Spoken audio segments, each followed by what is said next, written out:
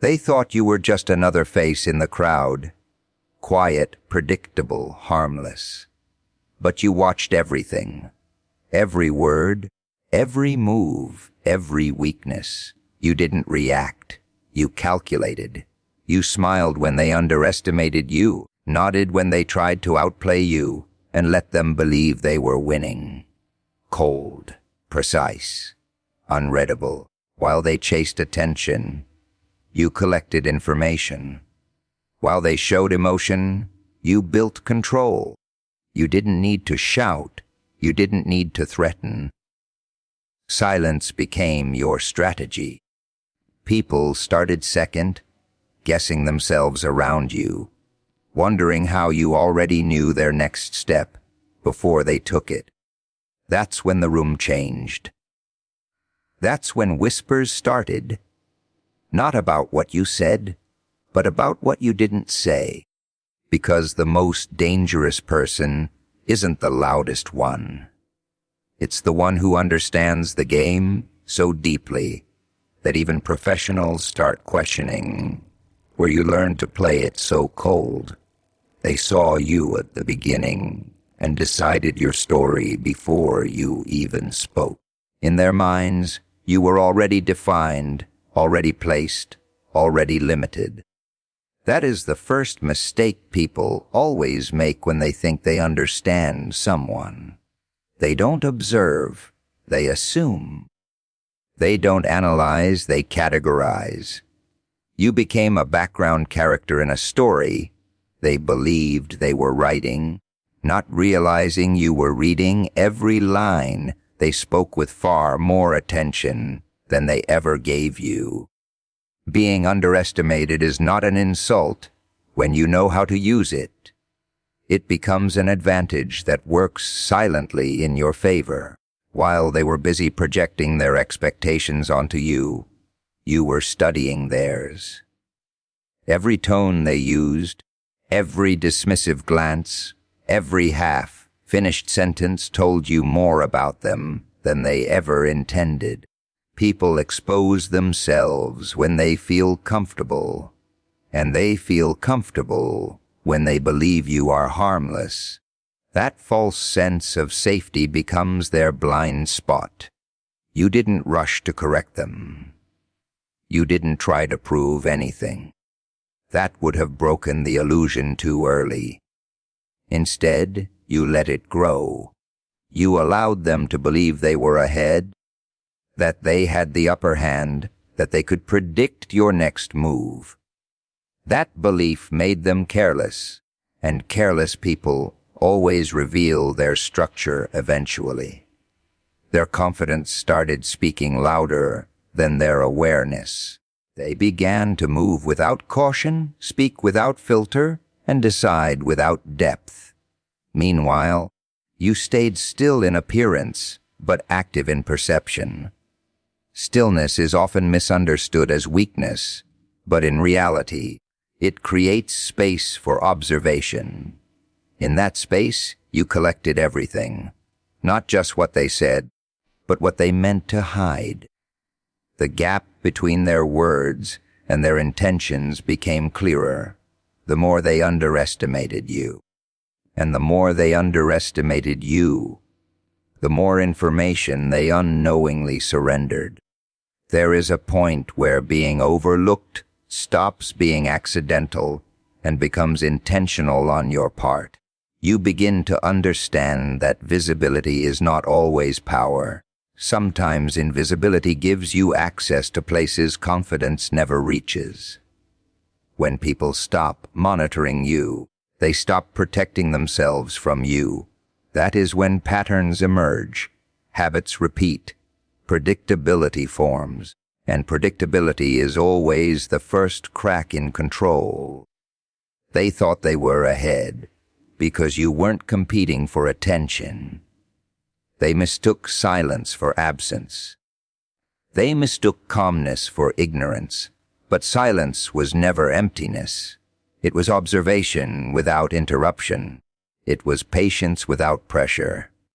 It was control without announcement.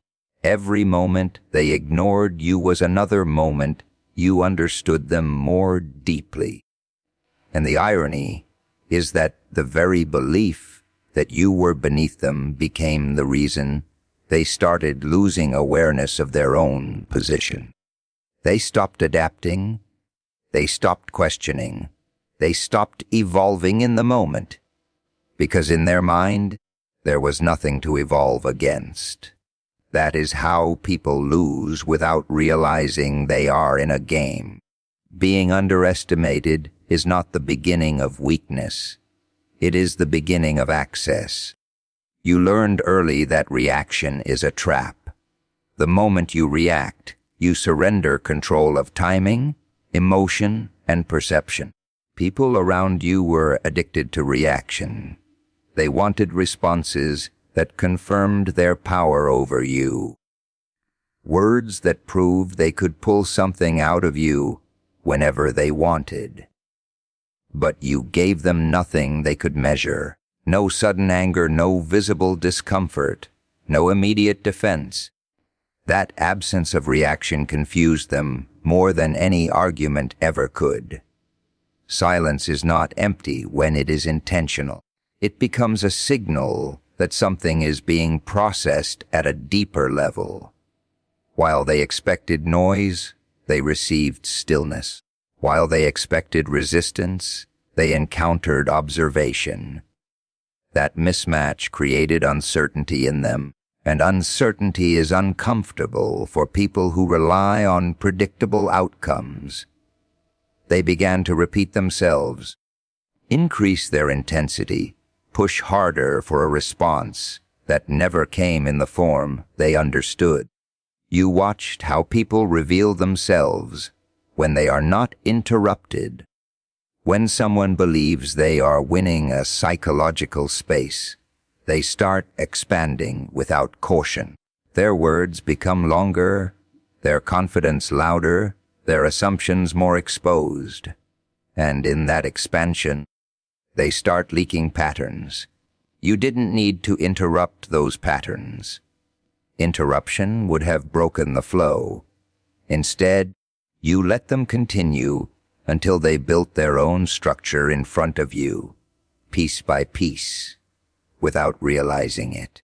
Every conversation became a map.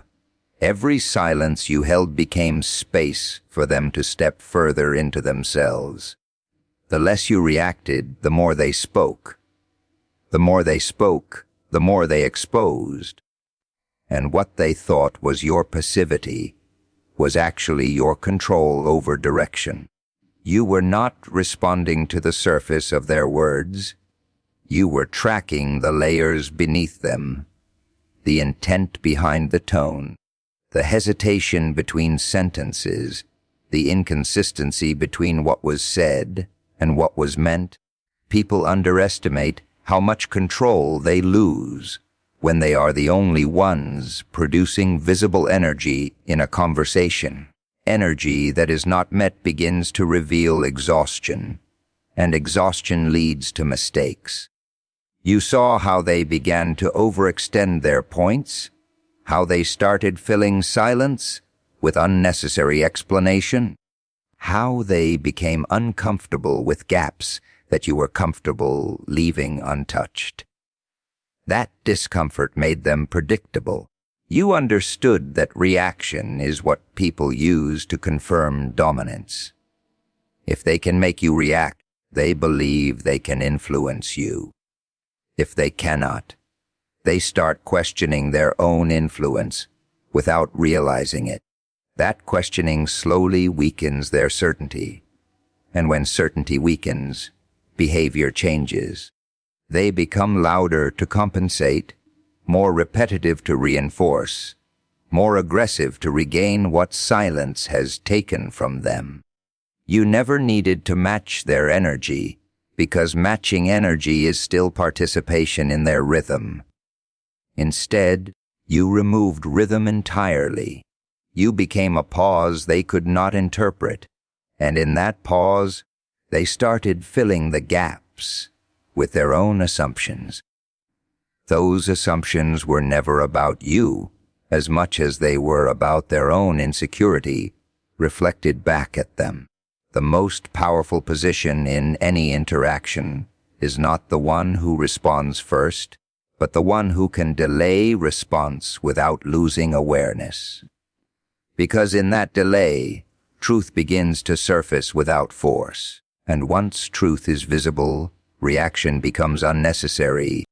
Emotions are what most people rely on to justify their decisions. Anger makes them move faster than they should. Fear makes them retreat from things they don't fully understand.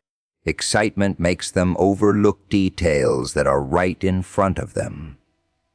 You observed this pattern early, not by learning it from books, but by watching how easily people lose themselves when their feelings take control of their thinking. That realization changes the way you operate. It stops being about reacting to what you feel in the moment and starts becoming about deciding what the situation requires regardless of what rises inside you. Control is not about suppressing emotion. It is about recognizing it without allowing it to lead. Most people assume strength is shown through intensity, but intensity is often just a lack of regulation. When someone is emotionally unstable, their decisions become fragmented. They move from one reaction to another without continuity. You learn that consistency in behavior creates unpredictability in outcome, while emotional fluctuation creates predictability in failure. That is why emotional control becomes less of a trait and more of a strategy. When you stop feeding visible emotion into a situation, people begin to misinterpret you. They try to assign labels because they cannot read neutrality. They call it coldness, detachment, indifference, but those are just interpretations from people who depend on emotional signals to understand intent. What they fail to realize is that absence of reaction does not mean absence of feeling. It means separation between feeling and action. That separation is where control exists. In moments where others would react instantly, you observe delay. That delay is not hesitation, it is calculation. Inside that space, emotion is acknowledged, but not allowed to dictate direction. You understand what is being triggered in you, but you do not allow that trigger to become movement. Instead, it becomes information, and information is far more useful than reaction ever is. People around you begin to notice something they cannot quite explain. They expect emotional leakage, but they find none. They expect frustration when challenged, but they see composure. They expect satisfaction when proven right, but they see neutrality. That inconsistency between expectation and observation creates discomfort in them because humans rely on emotional feedback loops to confirm understanding. When that feedback is missing, they start questioning their own reading of the situation. Over time, emotional control becomes a form of presence that cannot be easily interpreted. You are in the room, but not emotionally available to be pulled into its chaos. Arguments lose their grip because there is no emotional anchor to attach to. Provocations lose their impact because there is no immediate reaction to validate them. Even praise loses its ability to shift direction because emotional highs are just as dangerous as emotional lows when it comes to decision-making. You start noticing that people unintentionally reveal more when they fail to pull emotion out of you. They escalate, repeat, intensify, not realizing they are compensating for the absence of response. And in that escalation, they expose patterns of insecurity, dependence, and expectation. Emotional control does not just protect you from manipulation, it also exposes the structure of those who attempt it. At some point, you realize that the real advantage is not in having fewer emotions, but in having full awareness of them without being controlled by them. You can feel everything without becoming everything you feel. That distinction is what separates reaction from strategy, impulse from decision, chaos from precision. You stopped seeing moments as isolated events and started seeing them as connected outcomes. Every action became part of a chain, every word a potential trigger for something later, every silence a gap that could either be filled by someone else or used by you. Thinking strategically is not about being smarter than everyone in the room. It is about refusing to be moved by anything that has not been fully understood. While others were focused on what was happening, you were focused on what it would lead to. Most people operate inside the immediate layer of reality. They respond to what is visible, what is said, what is felt in the moment. You started operating one layer deeper. You began asking what caused that behavior. What intention sits behind that sentence? What outcome is being quietly shaped through actions that look random on the surface? This shift changes everything because once you stop reacting to the surface loses its power to control you. Every decision became a point of mapping. You didn't just look at what someone did. You looked at the pattern behind what they repeatedly did. Patterns are where truth hides. Anyone can fake a moment, but repeating behavior reveals structure, and structure reveals intent. You started noticing how people behave differently when they think they are winning versus when they think they are losing. That difference became data, not emotion. Strategic thinking also means slowing down where others rush. While people were eager to respond, eager to prove, eager to dominate the moment, you allowed time to stretch. In that stretched time, clarity appears. Because speed often belongs to emotion, but depth belongs to delay. The longer you wait without losing awareness, the more the situation starts to unfold on its own. People begin to fill silence, begin to expose priorities, begin to make decisions that reveal more than they intended. You also learned that not every move needs a visible reaction. Some moves are meant to remain invisible until their effect is unavoidable. The idea of showing intent too early weakens its impact. When people see what you are doing, they prepare against it. But when they only see the result, they have no time to adjust. That is why you started separating action from recognition. What you do and what they understand about what you do became two different timelines. In every environment, there are those who try to influence directly and those who influence indirectly. Direct influence is loud, immediate, and easily countered. Indirect influence is silent, gradual, and often only recognized after it has already shaped the outcome. You began operating in the second category, not by announcing direction, but by subtly guiding it, not by forcing decisions, but by allowing choices to naturally lean toward what you already understood was inevitable. Strategic thinking also requires emotional distance from outcomes. If every result becomes personal, then every decision becomes unstable.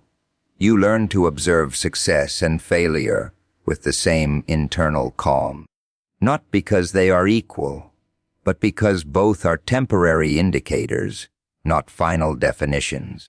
This separation allows you to adjust without collapse, to analyze without distortion, to continue without emotional interruption. Over time, You start seeing how people unknowingly participate in their own outcomes. They argue themselves into positions. They reveal themselves through inconsistency. They commit to patterns that later define their limits. And while they are busy reacting to each step, you are already seeing the structure of the entire path. They are walking without realizing it. Confidence is the easiest thing to fake and the hardest thing to question when you are the one observing it from the outside. People wear it like armor, but most of the time it is just repetition of past wins, borrowed certainty, and the comfort of never being properly challenged. You noticed how quickly confidence rises in people when they believe the environment around them cannot touch them. They speak faster, decide louder, and assume deeper control than they actually possess. That is where the opening exists, not in their weakness, but in the overextension of their belief in themselves. You never needed to break their confidence directly. Direct confrontation only strengthens what it tries to destroy. Instead, you let it expand on its own. You allowed people to sit inside their own certainty long enough for it to turn into assumption, because assumption is where confidence stops being grounded and starts becoming exposed. The more certain they felt, the less careful they became. The less careful they became, the more predictable their structure turned. There is a point where confidence stops being awareness and becomes performance. People begin to act in a way that matches how they want to be perceived, rather than what they actually understand. You watched for that shift closely. It appears when someone starts repeating what worked before instead of adapting to what is in front of them. In that repetition, they stop seeing new information. They start filtering reality through memory instead of observation. You didn't challenge their confidence head-on. You positioned yourself where they could express it freely, because confidence reveals itself best when it is untested.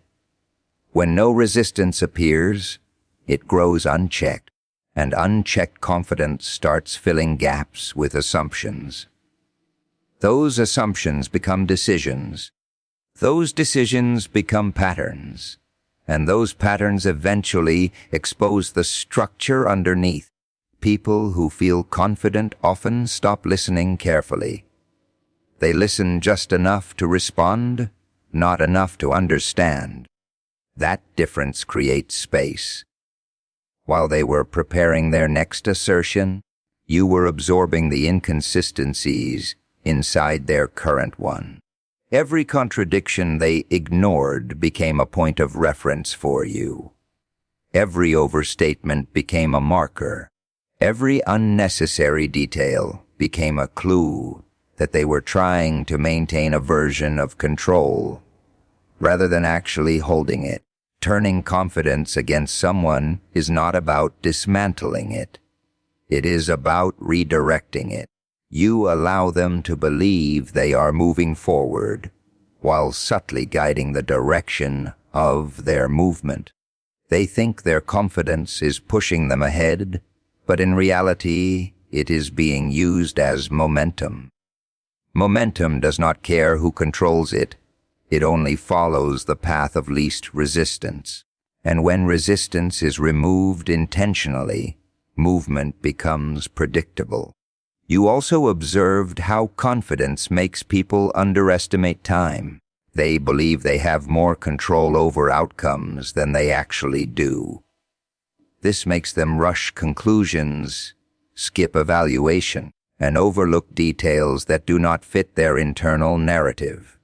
You use that, not by interfering, but by staying present long enough for those skipped details to accumulate on their own. Eventually, the gap between what they believed and what was actually happening started widening without them noticing.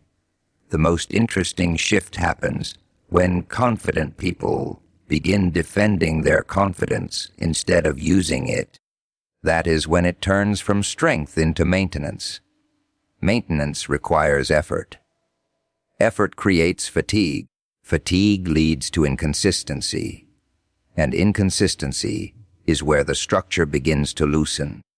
You didn't need to break anything. You only needed to let them maintain themselves long enough for the strain to become visible under their own weight. At some point, confidence becomes so comfortable that it stops checking for danger. That comfort is what turns awareness off.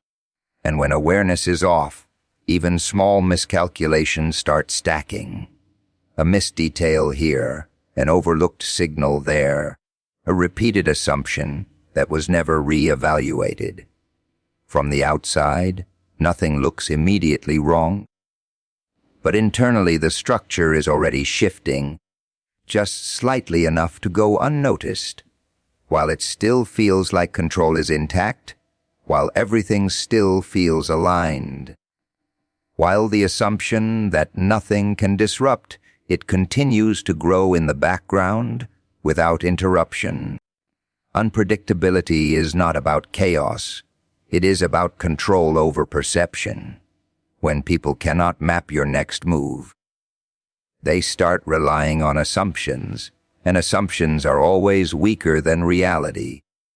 You learned that the moment someone thinks they have understood your pattern, they begin to relax their guard, and the moment guard drops, awareness follows it down. That is where unpredictability becomes a silent pressure, not because you are doing something extreme, but because nothing about you settles into expectation. People feel safe when they can predict behavior. They categorize others quickly, build mental shortcuts, and decide how to interact based on those shortcuts. Once that system is in place, they stop observing and start assuming continuity. You noticed how fast people create versions of others in their mind, versions that feel stable enough for them to stop questioning. That is where control begins to shift, because the version they create is not you. It is their interpretation of you, and interpretations are always vulnerable to disruption. You never needed to act erratically to break their sense of prediction. You only needed to avoid consistency that could be easily labeled. When someone tries to define your next step and fails repeatedly, they begin to waste energy trying to stabilize something that refuses to stabilize. That wasted energy turns into hesitation, and hesitation slows down their responses.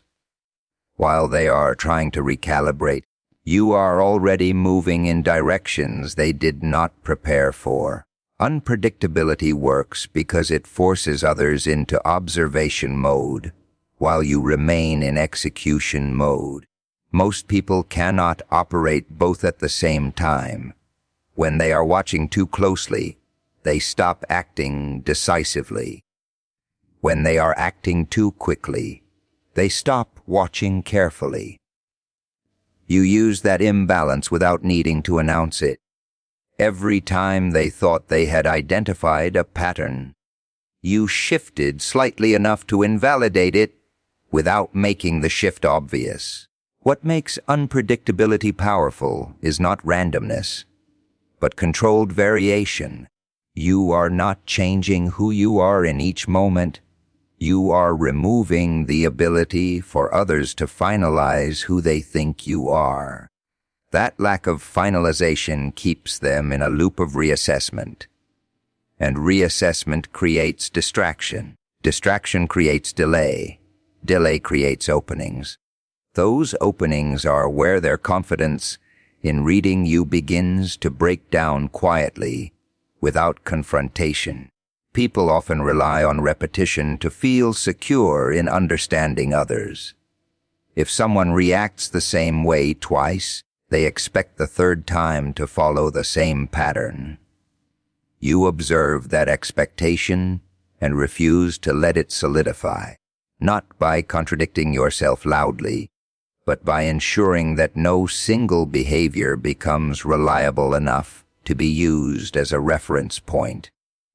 This makes others constantly recalibrate their approach, never fully settling into a strategy that works against you. There is a point where unpredictability becomes psychological pressure, not because you are aggressive, but because you are unreadable. The mind naturally tries to complete incomplete patterns. When it cannot, it starts filling gaps with uncertainty. And uncertainty grows when every attempt at prediction fails quietly. You don't need to respond to that uncertainty. It builds on its own, inside the minds of those trying to measure you. Over time, people begin to hesitate before reacting to you. That hesitation is the first sign that unpredictability has taken root. They start questioning their assumptions before acting on them. They start overthinking simple interactions, and in that overthinking, they lose the natural speed they once had around you. Meanwhile, you are not increasing complexity. You are simply refusing to be simplified. At that stage, unpredictability is no longer something you use occasionally.